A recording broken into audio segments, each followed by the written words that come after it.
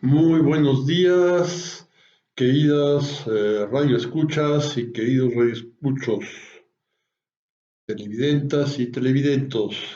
Su amigo Jorge Borges, otra vez contento de estar con ustedes y para seguir hablando del asunto del aniversario de China que habíamos iniciado justo el día primero de octubre. Hoy estamos a 5, ya nos saltamos, hubo cosas que comentar y nos saltamos hasta hoy 5, que va a ser un día fresco aquí en Tequisquiapan, ni hablar. Este, eh, va, ya empieza a clarear, así que al rato sabremos si hay muchas nubes o no. En fin, miren, continuamos con la cosa de los chinos. Nos detuvimos en que el siglo XIX fue terriblemente humillante para toda esa cultura, esa maravillosa cultura de los chinos, que no alcanzaba a ajustar sus piezas de tal manera de poder alcanzar un gran dinamismo. Había una estructura feudal muy arraigada, había señores de la guerra. Yo creo que podemos compararlos con los cárteles actualmente en México o en muchas partes, ¿verdad? Y gente que se imponía con las armas, ¿verdad? Pues, y, y muy probablemente lograba ciertas sumisiones y ciertos pagos, ¿verdad? De grupos. Y todo eso estorbaba mucho, más el feudalismo, más la ambición de potencias eh, vecinas y no vecinas, ¿verdad? Bueno, surge hacia el año 1900 un líder muy importante, el doctor Sun Yat-sen, un hombre inteligentísimo. No pretendió el poder luego, tenía capacidades de sobra. De hecho, solo fue presidente de China durante un año, una cosa así muy breve, porque él le interesaba más fundamentar el futuro de su país, y bien que lo logró. Buscó formar una buscó formar un frente político suficientemente amplio para que cupieran mucho y lograran acuerdos fundamentales para el país, ¿verdad? Esa formación que él alcanzó a formar fue el Kuomintang, y ahí juntaba eh, importantes personajes militares como Chiang Kai-shek,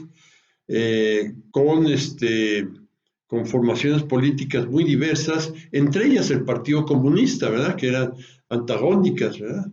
Entonces decir, bueno, miren, al caos actual, que con las fuerzas localistas que hay por toda China, más lo atrasado de la economía, conviene llegar a acuerdos.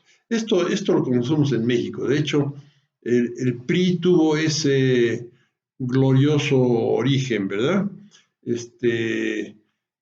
No es que haya sido glorioso, después se arrastró mucho, pero su origen fue eso, lograr acuerdos, dejar las balas y dejar de andar echando tiros y llegar a acuerdos fundamentales. Y lo lograron, lo logró Calles y muchos otros líderes de aquella época, ¿verdad?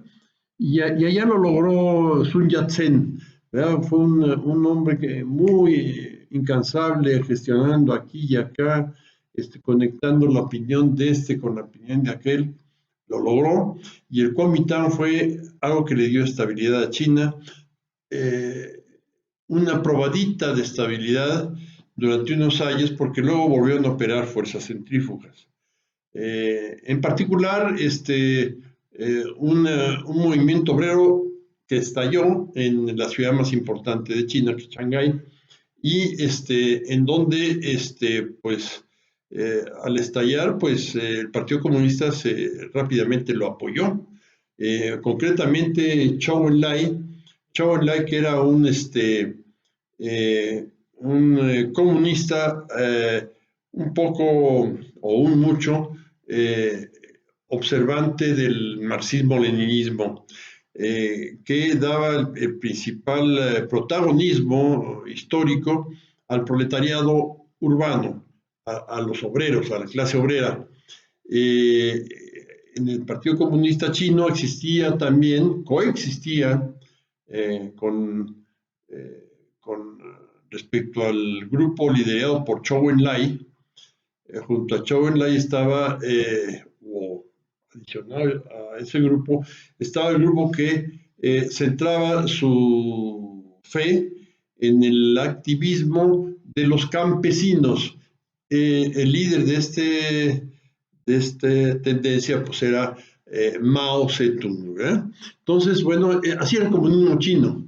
El comunismo chino era heterodoxo con respecto al marxismo original y al triunfante Partido Comunista de la Unión Soviética, ¿verdad? Que estaba en esas ideas, en las ideas del proletariado urbano obrero, y el campesino lo dejaba a un lado.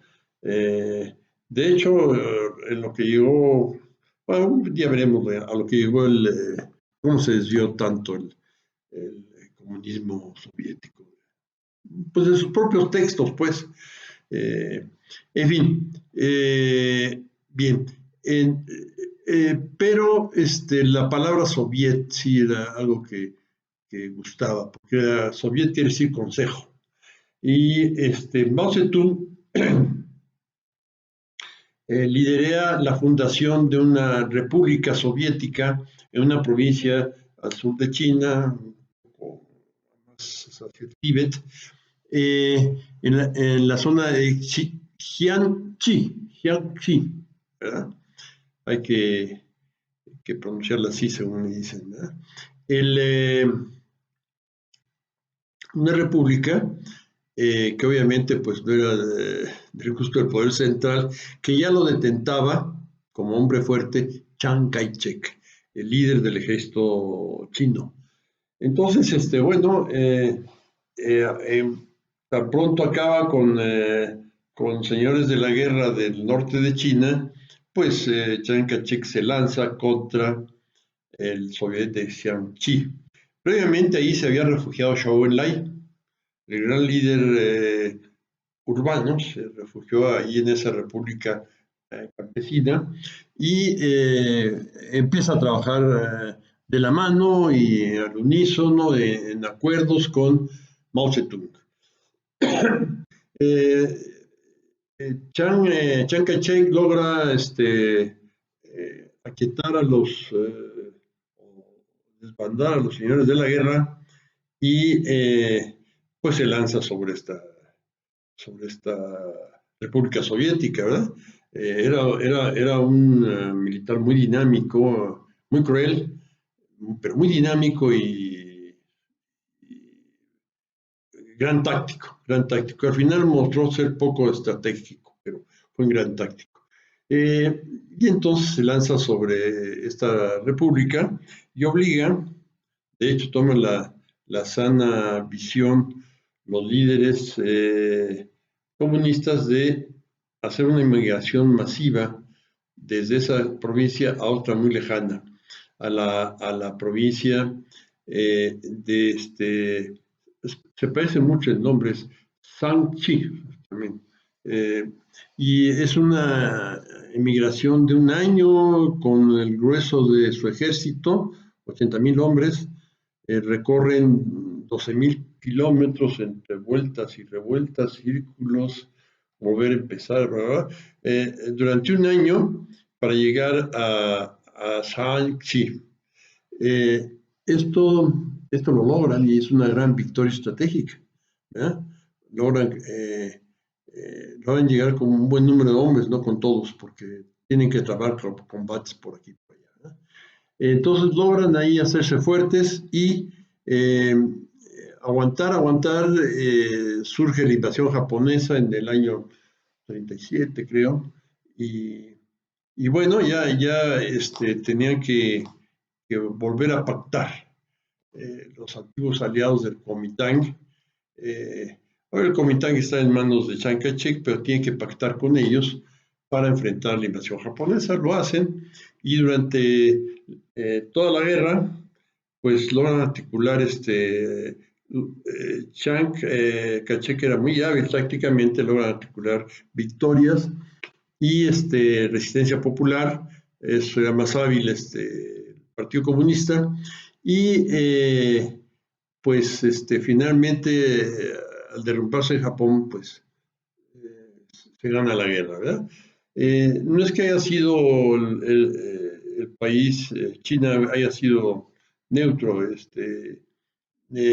por eso recibió tanta ayuda norteamericana. La filosofía norteamericana era de apoyar a quien está combatiendo a tu enemigo y lo hicieron bien. Entonces, pasa la guerra. Honestamente, el que logra más enfrentamientos victoriosos sobre los japoneses es Chiang Kai-shek, más que la parte comunista, ¿verdad? Ya el Kuomintang se queda en manos de Chiang Kai-shek y vuelve a iniciarse la guerra civil. En la posguerra, esa guerra civil, inicialmente victorias tácticas de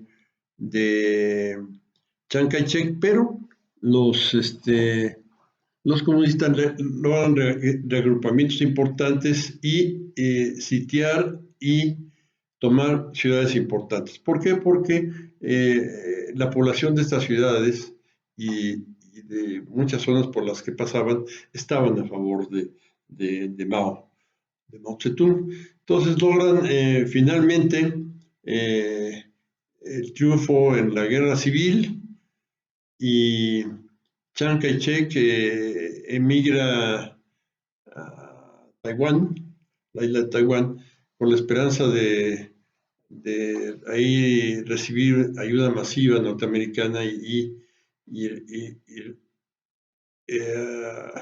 desarrollar una contraofensiva importante que no lo logra.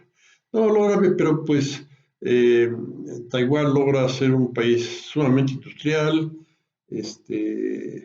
se queda con el símbolo del Kuomintang y pues es un país que tiene su vida propia, ¿verdad? Su prestigio propio, ¿verdad? Mucha industria. Entonces, bueno, esto es lo que, como queda ese gran país llamado China y ese otro gran país llamado Taiwán, enfrentados, así como queda en el año 1949. Se considera que la toma de Cantón el 1 de octubre de 1949 es la fecha de fundación de la República Popular China, ¿verdad? La República Comunista China. Y bueno, es el aniversario, pero es muy interesante la historia que sigue, ¿verdad? China es un país sumamente interesante. Bien, seguiremos con esto más adelante. Gusto en saludarlos. Tengan ustedes muy buen día. Yo que cuando vean esto ya se habrán tomado su cafecito y quizás su desayuno, ¿verdad? Me despido de ustedes con mucho cariño. Gracias.